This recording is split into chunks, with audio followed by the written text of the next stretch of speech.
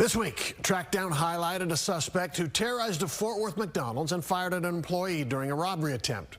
He got away with no money, but last night, Fort Worth police got him. Fox 4's Sean Rabb reports a 16-year-old was taken into custody for McDonald's mayhem, and he's linked to many similar crimes. This was the video shown in this week's Trackdown. A person dressed in black, wearing a ski mask, comes into a Fort Worth McDonald's April 10th, 9 p.m., demanding money from an employee at the cash register, and fires one shot near the employee. Customers crawling under tables for cover, others getting out of the store. Wednesday, we talked with Fort Worth Police robbery detective Brian Rainsford. It is very violent, and it's very disturbing to watch. Last night, the would-be robber, who fired the gun with his left hand but handled the weapon with both hands during the frightening few minutes in the McDonald's, taken into custody by Fort Worth police.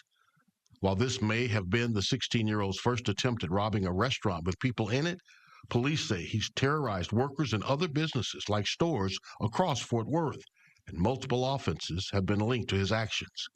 Even as the case was shown on Trackdown, Fort Worth detectives had been working for weeks to find him, a high-intensity priority because of the obvious danger to working people trying to make an honest living.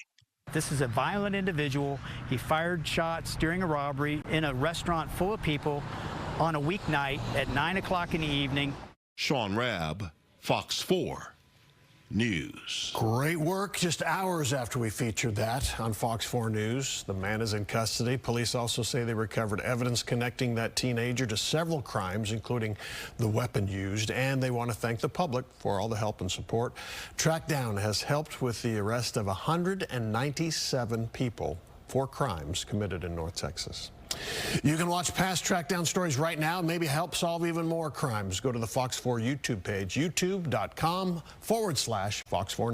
The Tarrant County Sheriff's Office is searching for a man accused of opening fire inside of a smoke shop. Surveillance footage shows the moments that man shot into the ceiling while demanding cash. Fox 4's Peyton Yeager is live tonight with more on that crazy video and who cops are looking for. Peyton? Casey, the Tarrant County Sheriff's Office put that call out to the public today. Investigators believe the same suspect hit the same smoke shop twice in less than a week. Both times he got away with cash. Take a look.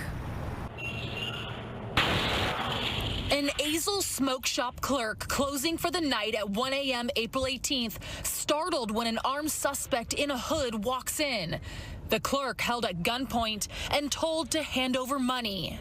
The armed suspect fires a few times towards the wall, and then as the clerk is placing bills on the counter, he shoots one round right at the camera up in the corner. The Tarrant County Sheriff's Office says the suspect went to the back room to look for more cash before he took off. Since the Friday robbery, Top Smoke off FM 730 has been closed, according to nearby businesses. Some of those businesses have pictures of the suspect on their doors, hoping he's caught. Investigators tell Fox 4 Top Smoke Shop has been robbed twice in less than a week by who they believe to be the same suspect.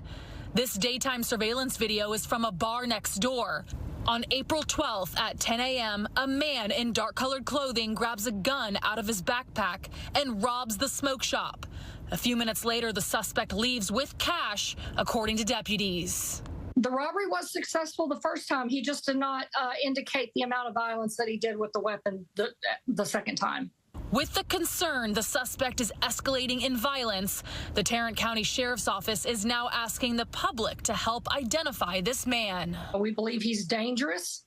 There are a couple of video sections where you can get a clear view of his face.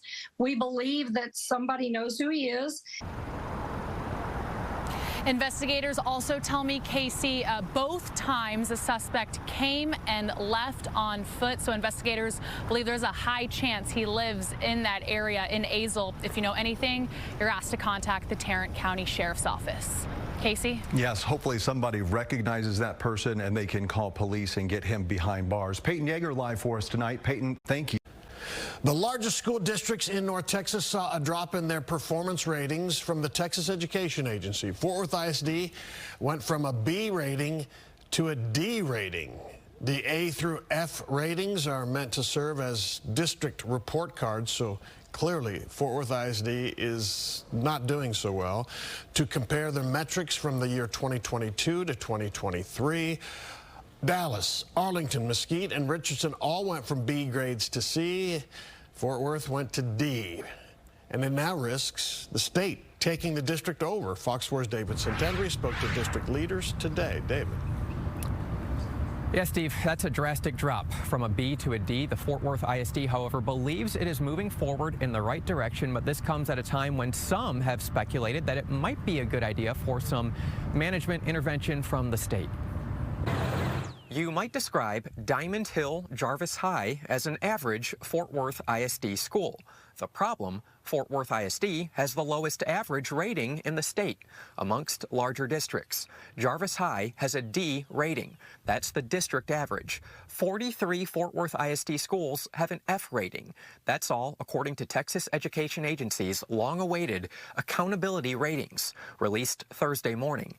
TEA Commissioner Mike Morath. It is true that there are children that are getting a phenomenal education at schools that are otherwise rated F.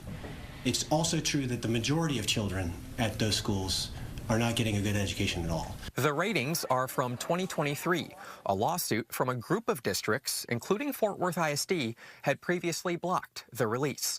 At the time, the districts took issue with a change in the ratings system. Nothing will ever be perfect, but it is incumbent upon us to try to be the best version of ourselves for our children. They're counting on us. Fort Worth ISD says it's been aware of these ratings and improvement plans are in motion. Superintendent Dr. Karen Molinar says top of list, more time devoted to literacy. And we have 120 minutes set aside for our literacy block in elementary. This past spring, the district implemented its first ever district-wide parent-teacher conference day.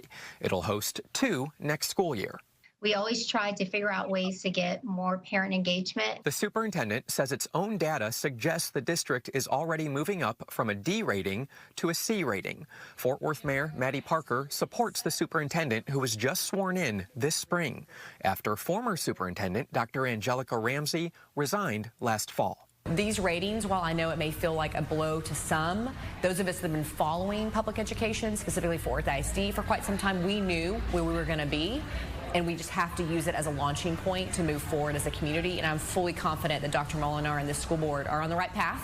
But does the TEA have faith in Fort Worth ISD? In 2023, the TEA effectively took over Houston ISD to rectify long-standing academic and governance issues, appointing its own superintendent and board of managers. Since 2000, there have been 10 board of managers appointments in Texas.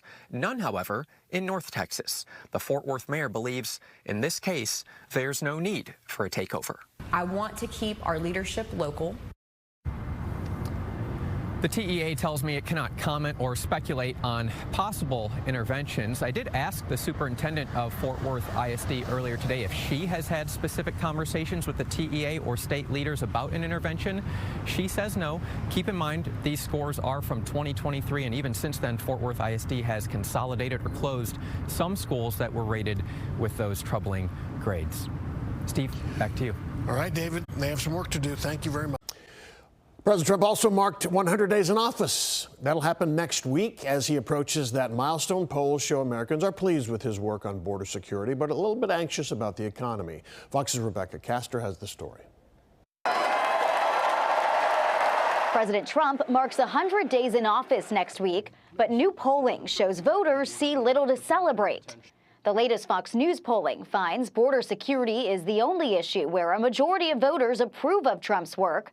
But he's underwater when it comes to immigration, the economy, inflation, tariffs, foreign policy, and more. The poll that was conducted on November 5th, which happened to be Election Day, we had 77 million Americans vote for Trump policy. So it's only about 4 months. Give us some time. Let's be clear.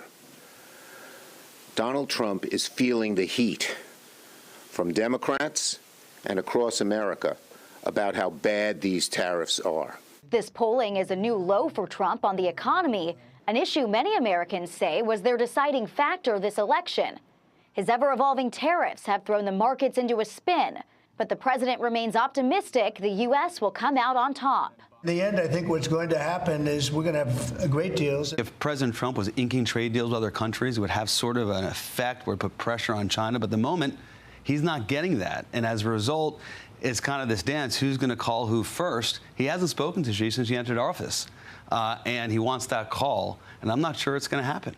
The Trump administration says it is making progress on a rare earth minerals deal with Ukraine, which could be signed this week. In Washington, Rebecca Castor, Fox 4 News.